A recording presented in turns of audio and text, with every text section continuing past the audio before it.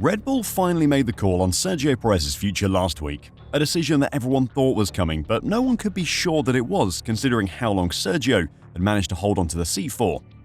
With Perez out of the way, the big question was, would Yuki finally get his chance, or would Red Bull throw another inexperienced driver to the wolves and place Liam Lawson alongside Max Verstappen? They made the decision to snub Tsunoda this time, and it is a decision that could really come back to bite them. Today, I'll check out how Red Bull came to the decision to pick Lawson over Tsunoda, how they've really screwed Yuki over, and what we can expect from Isack Hadjar, so don't go anywhere. There was no hiding the fact that the end of Sergio Perez's time at Red Bull was on the way.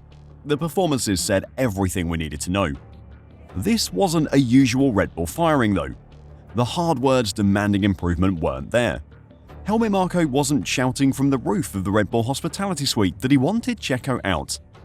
In fact, with what the team was saying, it almost sounded like they couldn't get him out of the seat, but it did eventually happen after the lawyers got involved. That was only part of the challenge though. They also had to pick a replacement. There was never an obvious solution to the seat alongside Max Verstappen, one that's been a headache for Red Bull since Daniel Ricciardo's departure in 2018. Though if Ricciardo had stayed another year, then it may have been a headache for them then anyway. The team always faced a call between its two young drivers at VCARB, Yuki Tsunoda and Liam Lawson. Many of the statistics pointed in Tsunoda's favour. He's more experienced, with 97 races since debuting in 2021, and showed a step in performance each season.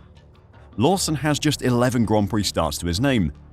In their 6-race stint as teammates to end this season, after Lawson replaced Daniel Ricciardo, Tsunoda won the qualifying head-to-head 6-0 and outscored Lawson by 8 points to 4.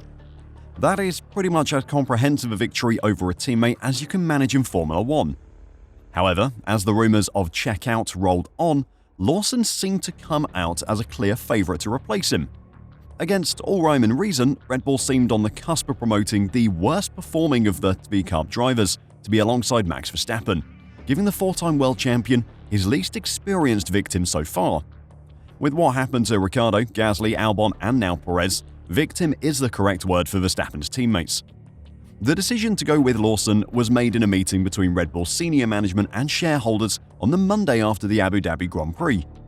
After talks to part way with Perez concluded and his departure was announced on Wednesday, all was clear for Lawson to be announced as a Red Bull Racing driver for 2025. It marks the realization of a long-held dream for Lawson, stepping up to the senior Red Bull squad, as well as a dramatic turnaround after starting the year with no racing planned at all. But for Tsunoda, it closes the door to an opportunity that he feels he's proven himself to be ready for. When Yuki was asked what he needed to do to get noticed by Red Bull, he answered, maybe pole position and podium in every race. Even that might not be enough at this point. Obviously, Red Bull are entitled to pick whoever they want to drive their F1 cars. They have far more data on how their drivers are doing than just the qualifying and race results that we see. And it was within that data that Christian Horner saw something he liked. 11 races is a short amount of time, but if you delve closely into his performances in qualifying, the margins to Yuki were very tight, and on race pace he's come out on average above Yuki. So there's very little to choose between them. But when you look and you consider that Liam is still only 11 races into his F1 career, and he's already at that level, the potential for growth is still significant. Those 11 Grand Prix starts that Liam Lawson has makes him the least experienced of Max Verstappen's teammates so far. That is less race experience than Gasly had, with 26 starts before being promoted, and Albon had, with 12 before facing Max.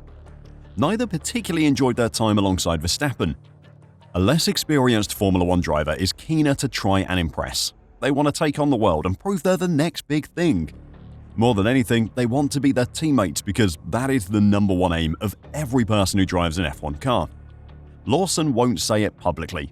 Red Bull will beg him not to, but he'll be desperate to match up to Verstappen and beat him from the get-go. That is why Perez was such a sensible match as Verstappen's teammate for a few years. He was experienced enough to know his place. He was experienced enough to know that he was the #2 driver and understood what his role was. Of course, that innate F1 driver's desire to beat their teammate overcame him eventually as well. Horner is confident that won't be a problem with Liam though. Liam has got the right character to be able to cope with the pressure of being Max's teammate, and the expectations on him are very clear. We're not expecting him to beat Max. Max is a generational talent. The objective for Liam is to get as close as he can and bag as many points as he can so we don't have a 285-point deficit between the cars. While Horner might not have the expectation for Liam to beat Max, I think Liam probably does. But whether that's true or not remains to be seen. But the snub to Tsunoda is deeper than just missing out on the Red Bull seat. But before I talk about that, if you're enjoying the content and want to catch some more daily F1 news, then make sure to give this video a like, subscribe to F1 Reverse, and don't miss my 2025 prediction video that's releasing on Christmas Day. So what else did Horner have to say about the decision to pass up Tsunoda for the Red Bull seat? Well, it wasn't good. Horner said he believes 5 years was too long for a driver to have a run in a junior team and suggested Tsunoda could be let go at the end of 2025. We're very conscious that if we can't offer Yuki an opportunity this year, then what's the point in keeping him? Horner said when announcing Lawson's appointment. You can't have a driver in your support team for 5 years. You can't be a chaperone forever. At that point, you either have to let them go or look elsewhere. Now, while Horner has said that they can't chaperone Yuki anymore and they might have to let him go at the end of his contract next season, they've actually held Yuki back from a big move this year. Having realised for the past 2 years that his chances of being promoted to Red Bull Racing were slim, Tsunoda had his eye on other teams. Alpine, Sauber and Haas were said to have spoken to Yuki's management at the start of the 2024 season and offered him long-term contracts. But Red Bull, which owns Tsunoda's contract, refused to let him go, and in June it was announced that Tsunoda would remain with VCARB until 2025. At that point, Perez had already had his contract extended through to 2026, so unless Checo was getting the sack, there wouldn't have been a chance for Tsunoda anyway. Now though, Alpine have Gasly on a long-term contract. Both Sauber drivers are in it for the long haul, as do Haas, so the options for Yuki are going to be significantly limited. So there could be a space for F1's greatest bromance to reignite at Alpine, but otherwise, Yuki might be left out in the cold. There is always Aston Martin, who will be powered by Yuki's main sponsor Honda in 2026. However, with Alonso contracted for 2026 already, and Lance Stroll unlikely to leave unless someone convinces him that driving in the WEC is better than driving in F1, then there won't be a seat for him. So, moving on, what about the new boy in Red Bull, Isack Hadjar? His expected appointment at VCARB was announced on Friday last week. The French Red Bull Junior driver impressed in F2 this season, and if it weren't for an issue off the line at the final race of the season, he may have won the F1 Feeder Series title over the now Sauber driver Bortoleto. He's going to come into F1 with a very similar reputation to the one Yuki had when he started out. He's expected to be fast, but he's also got a habit of getting loud over the radio, as Yuki did in his early years. Speaking about their newest driver, Helmut Marko said, "Isack is fast, but he has to keep his emotions under control and has to focus. One example, when in Monte Carlo, there was a safety car and he was all of a sudden in front of him. He was moaning and complaining, why and so on. Instead, the guy had cold tires. He should have driven to attack him instead of being all over the place on the radio. So generally focus on the important things and make less mistakes, like he had a spin in the test in Abu Dhabi. I think he had a spin on a Friday outing. Be more consistent, but the speed and everything is here. The rest comes through routine." Hadjar becomes the 5th rookie to join the grid for 2025, which is exciting for the future of the sport.